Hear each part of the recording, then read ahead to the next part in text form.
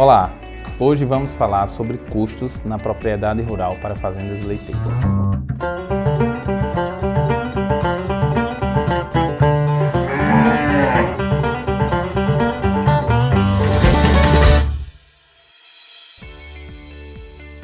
Olá pessoal do canal Leites e Derivados, sejam muito bem-vindos. Estamos hoje na Universidade Federal Rural de Pernambuco, na Unidade Acadêmica de Garanhuns, e com a professora, doutora Daniela Moreira de Carvalho. Ela fez doutorado em agronegócio na Universidade Federal do Rio Grande do Sul e foi minha professora no terceiro período aqui de veterinária da UAG, na cadeira de Administração e Planejamento Rural. Então hoje ela vai falar um pouco para a gente dos principais requisitos, nessa questão de custos e como a gente pode levar isso para o dia a dia da fazenda e melhorar a questão e ter um melhor rendimento financeiro no dia a dia da fazenda. Bom dia, George, é um prazer recebê-la aqui. Custos é uma área extremamente importante, todo mundo reconhece, mas pouca gente se dispõe a se dedicar tempo a essa questão. Eu sou filha de produtor de leite e na fazenda da minha mãe uma grande revolução aconteceu quando eles começaram a anotar e contabilizar os custos, então eu sempre me interessei por essa área.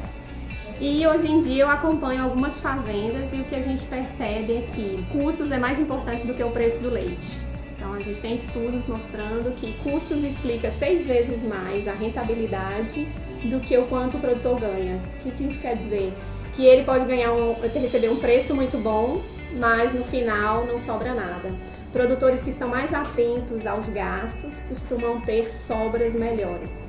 Então, nossos produtores precisam urgentemente tomar consciência disso e começar a ser empresário do negócio, porque a rotina da propriedade rural ela toma muito tempo, os afazeres, o manejo, e as pessoas pensam que essa é a condição de ganhar dinheiro.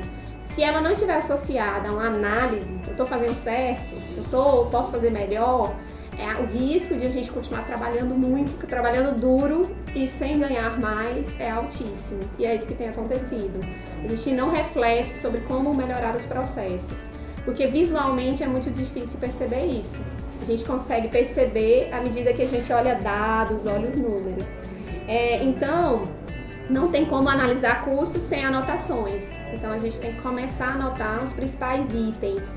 São alimentação, então na fazenda esse é o item que mais pesa, sobretudo concentrado. Então os produtores eles deveriam ter uma rotina de guardar e anotar todas as notas.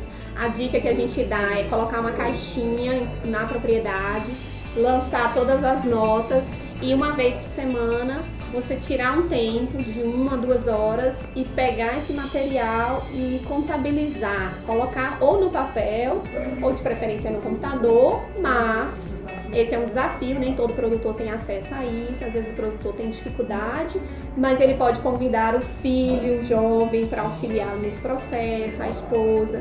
Então a gente sugere sempre que uma vez por semana haja uma dedicação de um horário para lançar isso. Tem coisas na fazenda que a gente não recebe nota, a maioria. Então, se eu contratar um tratorista para trabalhar, raramente ele me dá um recibo disso. Então, a dica que a gente dá é pegar um papelzinho de pão, anotar 1 hora do trator, R$120. Joga nessa caixinha e no horário de contabilização eu pego tudo e começo a lançar.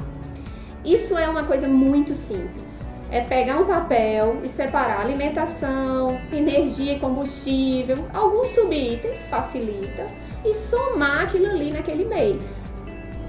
E aí eu tenho que ver quanto que eu ganhei. Eu vendi 10 mil litros de leite, ganhei R$10.000, gastei 8 mil. Então essa contabilização ela não tem nenhuma conta difícil, é só somar os ganhos do mês e somar os gastos do mês. O difícil é essa disciplina de guardar os valores e passar para algum papel ou preferencialmente computador. Se a gente não cria essa rotina, o que a gente faz é achar. Então, por exemplo, até a renda do leite é um desafio, porque se a gente não pesa o volume produzido, a gente não sabe se o leite que a gente está vendendo está no peso adequado pelo comprador. Então, os controles eles são fundamentais.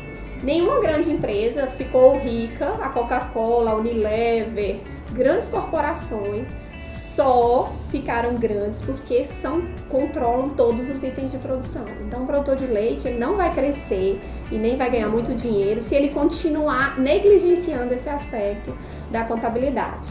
Então, a gente anota tudo e aí eu peço muita atenção ao item de gasto com alimentação e com mão de obra. O gasto com concentrado é o mais importante, a gente tem que somar no mês todo que foi gasto, pega esse valor e divido pela renda. A recomendação, que a gente chama de benchmark, é que isso não seja mais que 35%. Então, se eu ganho 10 mil reais, eu não deveria gastar mais do que 3.500 em concentrado. E se eu faço isso, é um sinal de ineficiência. Os nossos dados de pesquisa têm mostrado que aqui no Agreste Pernambucano, o gasto é maior por causa da questão climática, seca, a dificuldade de produzir volumoso, acaba implicando num custo maior no concentrado, também porque os grãos vêm de fora. Então, a gente tem achado fazendas eficientes com gasto de até 50%, mas temos que trabalhar com redução. E nós temos muitos casos de fazenda gastando 80% com concentrado, muitos casos. Só que o produtor nem consegue perceber isso. Ele compra o que precisa, muitos acham que quanto mais eu alimento, mais vai produzir. Está trabalhando para o armazém. Exatamente. Então ele está enriquecendo o armazém, porque ele está comprando muito insumo e ele não está usando o insumo da melhor maneira. E aí entra a parte técnica, zootécnica, né, de separação de lotes, melhorar a eficiência dessa alimentação, fazer as dietas. Isso é diretamente ligado à rentabilidade. Se eu quero ganhar dinheiro, eu tenho que usar os insumos da melhor maneira. Mas é muito difícil o produtor fazer uma dieta sozinho. Ele normalmente precisa de um profissional. Só que se ele contabiliza o custo, ele tem um sinal. Eu estou indo bem ou eu estou indo mal?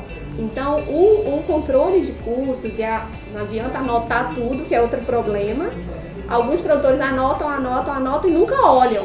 Ele acha que está controlando, mas aquilo não está servindo para ele decidir nada. Então, a não observação dos resultados, não usá-los para decidir, é um outro erro muito comum. Então, se eu estou vendo que tem um problema, eu estou gastando 80%, eu preciso de ajuda. Ou eu preciso repensar isso aí. Eu estou comprando caro? É uma possibilidade. Às vezes eu estou até dando a dieta certa, mas eu estou comprando o insumo na época que o preço está muito alto. Eu tenho que fazer compras estratégicas. Então, uma atenção redobrada ao fator alimentação, tanto concentrados quanto volumoso, que é o capim, a silagem. Nós temos o uso da terra muito pouco estratégico, porque a seca dificulta muito, então a gente produz pouco volumoso e a gente vê muita área de produção leiteira com chão batido. Então a terra ela não é usada. Isso é um desafio muito grande. Se a gente usa mais a terra, a gente reduz custo. Nas regiões mais secas, a palma é uma estratégia e nas outras regiões que a gente tem uma pluviosidade melhor, a gente tem que trabalhar com alguns capins mais especializados. Vocês, veterinários e zootecnistas, podem ajudar nesse aspecto. Mas o custo é que vai mostrar o quão a gente precisa melhorar. Um outro item que precisa muita atenção é a mão de obra. Na nossa região, a gente tem muita mão de obra familiar, que alivia esse custo, mas a gente tem que contabilizar essa mão de obra familiar, porque embora muitas vezes ela não seja paga, é um trabalho que está sendo exercido. A gente quer ver se a fazenda conseguiria pagar a família que colabora no processo. A recomendação é que a mão de obra não ultrapasse 20% da renda. E nesse caso, a maior parte das fazendas que a gente acompanha, nós não temos problema com excedente de mão de obra. Mas eu alerto para o seguinte: nossa mão de obra precisa ser qualificada. Ela precisa entender do manejo, da sanidade, um pouco de nutrição, dos controles, para ela justificar o investimento que é feito. Porque a gente tem uma mão de obra que não há nenhum treinamento, nenhum esforço para que ela melhore os processos, ok? Nessa questão dos custos, aluguel da terra, entra ou não entra, ou seria para uma coisa já mais avançada, para um básico, eu não iria calcular isso? Para o básico, se eu arrendo a terra, eu tenho que contabilizar, porque eu estou efetivamente pagando esse arrendamento, o aluguel. Quando a terra é minha, a gente tem um cálculo mais elaborado que chama o juros sobre o capital empatado, ou o custo de oportunidade da terra, que para o nível básico a gente não recomenda aos produtores. Mas para que vocês entendam, a ideia seria, se ao invés de comprar minha terra, eu colocasse esse dinheiro no banco, quanto eu estaria ganhando? Esse custo de oportunidade nos mostra isso. Se eu botar no investimento no banco, eu ganharia R$1.000. Minha fazenda tem que dar mais que R$1.000. Então é um cálculozinho que a gente faz, mas ele é um nível mais elaborado. Primeiro eu tenho que pagar as contas do mês, e não quer dizer que eu tenha que trocar a fazenda pelo investimento financeiro num banco. A ideia é que eu tenho que fazer a minha fazenda render mais. Ela tem potencial para isso, mas para isso eu tenho que colocar conhecimento, informação, eficiência, controlar. Eu estou gastando muito com esse item. Por quê? E aí um outro aspecto também relevante que não pode deixar de passar é a reprodução. Então, indicadores reprodutivos têm uma conexão muito grande com a fazenda. A gente fala que uma fazenda de leite é como se fosse um hotel. Se eu tenho muitos animais e poucos estão produzindo, poucas vacas estão em lactação, quer dizer que essas poucas em lactação estão pagando a diária de um monte de outros animais que não pagam. Estão hospedados. Então, um indicador que nos ajuda a ver isso é vaca em lactação pelo total de animais. Eu tenho que e vaca em lactação pelo total de vacas. Então eu tenho que fazer o máximo de animais pagar a diária para não sobrecarregar uma minoria. E aí indicadores como intervalo entre partos, duração da lactação e idade ao primeiro parto, que precisam da escrituração zootécnica, precisam de anotações, são fundamentais para a gente ganhar dinheiro, porque se eu tenho animais na fazenda que demoram a entrar no ciclo produtivo, tem intervalos grandes ou demoram a trabalhar, começar a trabalhar, esses são custosos para a gente e no final a gente vai ver uma margem pequena que está associada a isso.